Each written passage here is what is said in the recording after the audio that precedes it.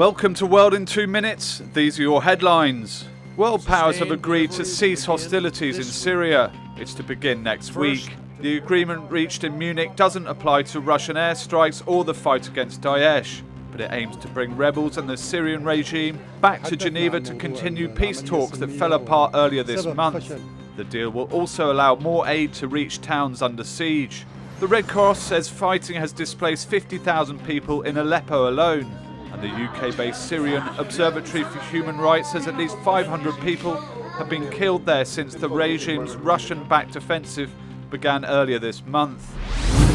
The EU has formally called on Greece to tighten its borders to the Schengen zone. Greece has 3 months to implement 50 recommendations, and if it doesn't, EU member states could suspend the Schengen Treaty's free travel permissions for up to 2 years. The EU has been looking to exercise greater control over its borders since a refugee influx began to put economic and social pressure on member states. Greece is the main point of entry for refugees seeking asylum in Europe.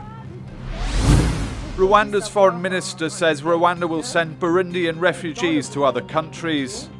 Louise Mushikiwabo says the growing risk to our national security from the Burundian impasse and misunderstandings in our foreign relations are unacceptable. The United States says the country is recruiting refugees to fight for the Burundian opposition. Rwanda dismisses the accusations. South Korea has cut off power to the Kaesong industrial zone. Seoul began to pull out from the complex it shares with Pyongyang on Thursday. It said it's in response to North Korea's recent launch of what Pyongyang says was an Earth observation satellite. But the United States, Japan and South Korea say it was cover for a ballistic missile test.